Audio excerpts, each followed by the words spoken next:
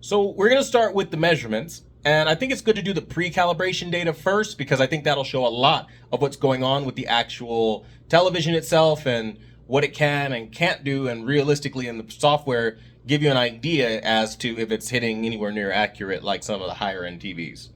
So to start, we're going to be in the common software. This is going to be the pre-calibration capture. This is for SDR. We're going to go ahead and read series. So with the read series going, it already took its baseline measurement. And this is basically for those who don't know how to read this stuff. Essentially what you're looking at is the following, okay? This is going to be your color, how accurate, how bang on it is. I'm putting this in very layman's terms. Your RGB balance is basically going to show you, I would say, a 2-point calibration, right? Like where that's going to hit. The delta error down here for your grayscale is showing you all your grayscale errors. This is where you want to go in with a multi-point calibration and adjust any of those errors. Your EOTF tracking is showing you how bright or over brightening the TV is, basically. And again, your luminance value is showing you how close to target of 100 nits the TV is or is not tracking. Now, as you can clearly see, it's got some errors. The average error is about 2.4. I'll zoom in so you can see that. 2.4 is your average error with your max at 5.7, and that's for your grayscale. So again, it's not going to be 100% accurate, but your average is going to be well below, something that's going to be perceptible to the human eye. Now, as far as your colors go, you're above target as far as error, and then the same delta of a max of 5.7 for, again, your color as well, just like your grayscale for your inaccuracies. And what this means in English for you is that you've got work to do to the TV. It's not going to be like a plug and play. You're going to have to calibrate this set to get an accurate image. So again, if you didn't think you'd have to hire a calibrator, you definitely will. Okay, so now that we know this, let's take this a step further and let's calibrate and kind of ascertain where we are as far as our color coverage for HDR and things of that nature. On second thought, now that I think about it, we probably want to go in and we want to do a contrast ratio check just so we know what it's targeting for the contrast ratio. Very important because this is going to tell us what we need as far as, again, either getting a better TV for contrast or already having a great one. So let's go ahead and see what it does, okay? We've already read the first one. Okay, now we're going to go to the second reading. Okay, change that. And then we're going to read. Okay, let's go ahead. In fact, I want to read the series just so I have everything there. And when we read the series, we're just going through and checking where the contrast ratio is. Take a little bit of a second or two, and then after that, then it will be good. You have to wait patiently sometimes, though. There we go, Eureka. You want to see the numbers? Let's see. All right, so we have a contrast ratio of 300,000, what is that, 300,000 to 1, I guess? I mean, in case I'm blind, pretty sure that's 300,000 to 1, though. You got 6 digits there, so, I mean, that's what it is. And that's not bad, right? The contrast ratio right there very clearly showing you where we are. And I think that's brilliant. Considering OLED kind of enters at the 450,000 range, this isn't bad for an IPS panel, give or take. That's what it is, right? It's ADS, IPS, same thing. Now, an important part, let's see the contrast ratio when we go in, okay? And just to show you in real time, we're gonna go in. We're in filmmaker mode right now. We're still going to be in filmmaker mode, but what I want to do is turn all local dimming off just so we can see the native contrast ratio, because that's very important, right? Okay, then we go ahead and we hit read series.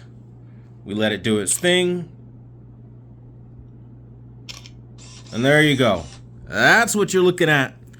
And that explains all of that nasty blooming we get right there. 1,557 to 1 is your contrast ratio, the real one. That number needs to be no less than 5,000 to 6,000. And I like to say no less than 6,000 really, to have inky deep jet black. The fact that it's 1,000 to 1 proves what I've been saying. This is an IPS panel. I mean, and if you go and look at what it looks like, it's a hazy mess right now, okay? That proves what I'm saying. It's an IPS panel. And because of that, yes, your local dimming is spectacular, but it can only do so much because when, again, you turn off zones, it's only a zone turned off. But when it needs to illuminate, your native contrast is what it leans on. It's basically, you're putting a Band-Aid over that. And in case you don't know what that is, I'm going to go ahead. I'm going to turn off my studio light. If I could ever find the remote. Let's see, where is that damn thing? Yeah, I literally would have never found it. It's like literally all the way the hell over here. Okay, kill the studio light, right? Bam. And that's what you're putting a Band-Aid on, right there. This is what the Hisense U8QG actually looks like. It's hazy. It's very, very, very, very ugly.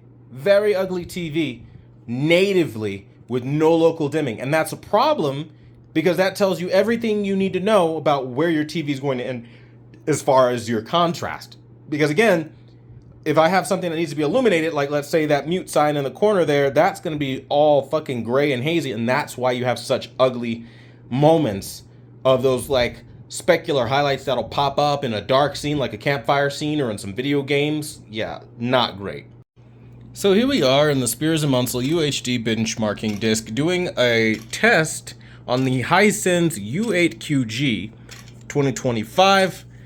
And we're just going to dive right in, okay? So I'm going to start with the 1% window. We're going to go to analysis. We're going to go to peak versus size.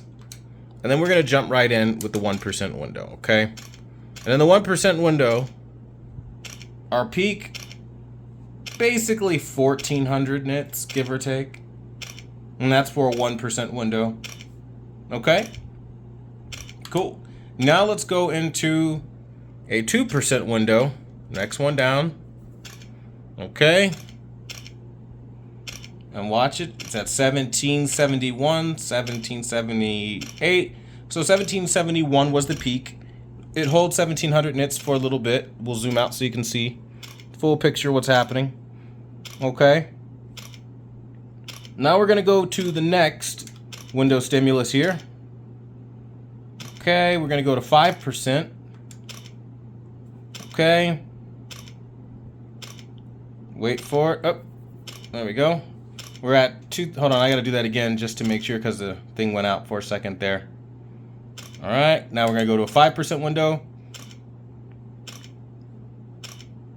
2198 was the peak.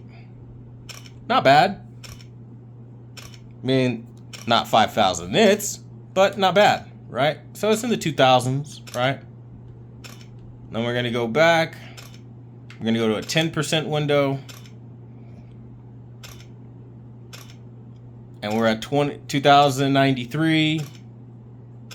Right? And brightness is just going to plummet after this because we're now on a 25% window. And we're back in the 1500 range. Right? Okay. Get a little closer so you can see. And we're going to go to 50% window. 1,080, give or take. Right? Okay. We'll do the 75 because why not? Just why not? That's going to be 830s, give or take. Right? And last but not least, the 100% window, full screen brightness. 684 is the peak. Right? Not too terrible. Very easy. Okay. So now that we discovered that we're in about the 2000 nit range for the 55-inch, we're now going to look, at least for SDR rather, for the 55-inch Hisense U8QG. We're now going to look at the HDR performance and see how that holds up, or, you know, maybe it doesn't hold up. Who knows? But we're going to find out right now. Now, just because this is HDR, I want to do something I don't usually do since I have it on default and haven't done anything for the HDR settings yet. I'm going to show you guys what we've got going on here. We're going to be doing this with the HDR standard mode, And then the brightness for local dimming, because brightness is tied to local dimming this year. If I go to medium, you'll see it decreases in brightness, which we don't want. So I'll keep that at high. Peak brightness is high. Brightness itself is high. Contrast is at 50. Dynamic tone mapping is on. If I turn it off, it gets dimmer, which we don't want. So it's maxed out. And then if we go to clarity and we go down to the motion options, it doesn't have the motion clearness, which cuts brightness too. So literally nothing that could cut brightness is on. This is just going to be what the numbers are. So have faith in the test that you are about to see. And with that, we're going to do a 1% window of peak brightness. Okay, watch that peak carefully. 1763, give or take. That was honestly about the same as what we saw in SDR, right? So you're in the 1700 range in HDR for a 1% window, right? Okay, let's go widescreen so you guys can see everything. Now we're going to go to a 2% window. And yeah, 19 or 22, 23 is the peak. So 22, 23, again, nowhere near 5,000 nits. I mean, that's how they give themselves an out though, right? With the up to part, but it's 2,200 nits for a 2% window, give or take. Now we're at a 5% window. 1676, 2718. So 2718 is going to be the peak, and we're at 2700 right now. High peak brightness for sure, but not 5,000 nits. This is important to note because you're seeing where you actually stand in the brightness realm, and it's not like the full spectrum that they advertise, which I do find to be rather unfortunate. I wish they would have just given the full brightness regardless of size. Kind of petty in my opinion. I don't like that they do that. All right, we're going to go to the 10% window. 23, 26, 32. So 26, 32 is going to be the peak. Okay, it's going to go up and down, but I'm fairly confident that in the 2600 range, that's about where we're going to be when we talk about the 10% window. So now we're going to do 25% window. Okay.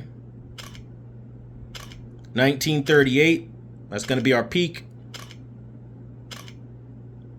And it'll probably hold that for a little bit, much longer again than most content's going to sit on the screen.